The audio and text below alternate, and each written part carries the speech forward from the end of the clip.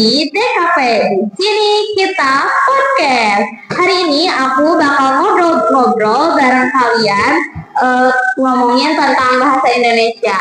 Tapi tenang aja, ini nggak bakal bikin kalian ngantuk kok. Nah, aku juga udah siapin tamu spesial yang jago banget bahasa Indonesia nih. Kenalin, ini Kathy. Halo Bill, senang banget bisa diajak ngobrol di sini. Sebelum kita mulai, kita bakal ingat kembali apa itu text procedure.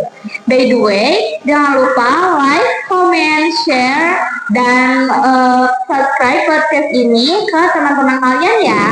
Lanjut aja nih, apa sih text procedure itu? Nah, text procedure itu tuh kayak teks yang berisi langkah-langkah buat ngelakuin sesuatu secara tepat. Kalau menurut aku sih kayak gitu. Kalau menurut kamu gimana nih, Vin? Kalau menurut aku sih, tes prosedur itu adalah jenis tes yang berisi langkah-langkah atau tahapan untuk melakukan suatu kegiatan atau membuat sesuatu. Tes ini kayak resep masakan, panduan merakit barang, atau petunjuk penggunaan suatu alat. Tujuannya itu untuk memberikan petunjuk yang jelas dan mudah diikuti agar si pembaca dapat mencapai hasil yang diinginkan, Bill. Oh gitu ya, makasih Vin udah ngejelasin teks prosedur yang singkat, padat, dan jelas ke penonton nih. Nah, katanya kamu baca buku bahasa Indonesia buat kelas 9 kan? Iya, kebetulan juga nih, Bill. Buku itu aku baru beres-beres baca. Nah, katanya kamu udah baca buku bahasa Indonesia yang buat kelas 9 ya?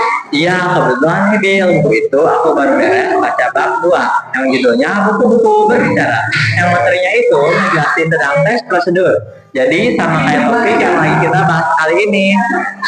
Nah, karena Kevin udah baca nih bukunya dan kebetulan udah baca yang bab 2 itu, di mana bab itu tuh ngejelasin tentang teks prosedur. Nah, sekarang aku mau nanya nih, di bab 2 itu kan ada teks yang berjudul tabu nih. Boleh dong kamu bikinin teks prosedur yang ada di cerita itu? Boleh banget, Bill. Ini contoh teks prosedur sesuai dari tes tabu yang tadi nih. Cara memberi makan sapi, siapkan rumput, pilih rumput yang segar dan bersih, hindari rumput yang beracun atau mengandung benda asing. Potong rumputnya jadi bagian potongan-potongan kecil, Bill, agar mudah dimakan sapi. Bersihkan tempat makan, terus jadi dipastiin tuh tempat makan sapinya itu bersih dari kotoran. Beri makan, diletakin rumputnya yang sudah dipotong ke dalam tempat makan. Atau sambil diperhatiin makannya lahap atau enggak sampai habis makanannya. Udah sih gitu aja. Nah, itu dia guys, contoh teks prosedur kurang lebih kayak gitu ya.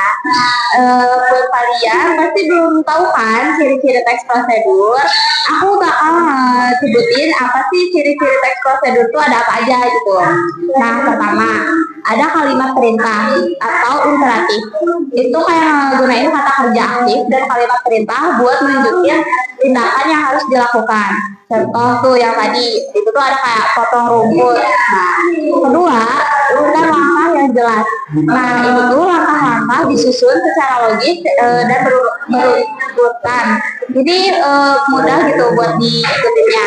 Biasanya menggunakan kata penghubungan seperti pertama, kedua, selanjutnya, dan sebagainya. Ketiga, kata kerja aktif. Itu tuh kayak menggunakan kata kerja aktif untuk menunjukkan tindakan yang dilakukan secara langsung. Contohnya, tadi letakkan rumput yang sudah dipotong ke wadah, ya kan? Nah, untuk beberapa ciri-ciri lagi boleh disebutin kan sama Kevin? Boleh dong. Ini Bill, beberapa ciri-ciri selanjutnya. Detail spesifik. Setiap langkah dijelaskan secara rinci dan spesifik, sehingga tidak akan ada keraguan dalam melakukan tindakan. Contohnya, potong rumput kecil-kecil agar mudah dimakan. Bahasa yang sederhana. Bahasa yang sederhana juga digunakan untuk mudah dipahami oleh pembaca, terutama jika teks prosedur ditunjukkan untuk pemula. Hindari penggunaan istilah teknik yang sulit, Bill. Visualisasi seringkali disertai gambar atau diagram untuk memperjelas langkah yang sulit dijelaskan dengan kata-kata. Jadi nanti dikasih gambar di teks prosedurnya itu, Bill. Tujuan yang jelas. Teks prosedur juga memiliki tujuan yang jelas. yaitu untuk memberikan panduan agar pembaca dapat melakukan sesuatu dengan benar. Itu beberapa ciri-ciri yang aku tahu sih, Bill. Oke, makasih Vin ya udah bantu ngejelasin. Oke, lanjut kita mau ngebahas apa lagi nih, Bill? Nah, selanjutnya kita bakal bahas apa ya? Teman-teman ada yang tahu nggak? Jawab di kolom komentar ya. Jangan lupa tekan tombol subscribe dan share ke teman-teman kalian. Jadi kita sekarang bakal bahas struktur teks prosedur. Apa aja sih struktur prosedur itu, Kevin? Bisa tolong bantu jawab nggak? Bisa dong, Bill. Struktur teks prosedur itu ada 5. Yang pertama, menjelaskan secara singkat kegiatan yang akan dilakukan atau bisa disebut juga judul. Yang kedua, tujuan, menjelaskan hasil akhir yang mau dicapai. Yang ketiga, alat dan bahan, cantumin semua yang diperluin buat melakukan kegiatan. Yang keempat, langkah-langkah, urutan kegiatan yang harus dilakukan secara detail dan jelas. Yang kelima, penutup, ringkasan atau penegasan kembali tujuan kegiatan, singkatnya, temuan atau kesimpulan.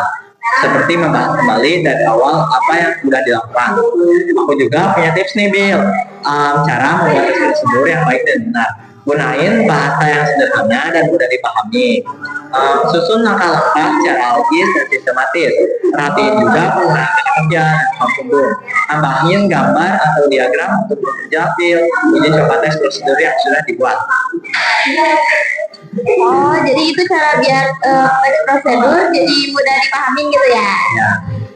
Nah guys, kesimpulan dari penjelasan kita di atas itu teks prosedur merupakan alat yang sangat berguna buat nyampein informasi secara jelas dan efektif. Dengan memahami struktur dan ciri-cirinya, kita bakal dapat membuat teks prosedur yang mudah dipahami oleh orang lain. Makasih ya buat teman-teman yang udah setia nontonin podcast kita. Nah, sedikit buat pantun buat kalian nih. Hatiku bagai lautan luas, menanti ombak cinta darimu. Semoga podcast ini menghibur. Sampai jumpa di episode baru.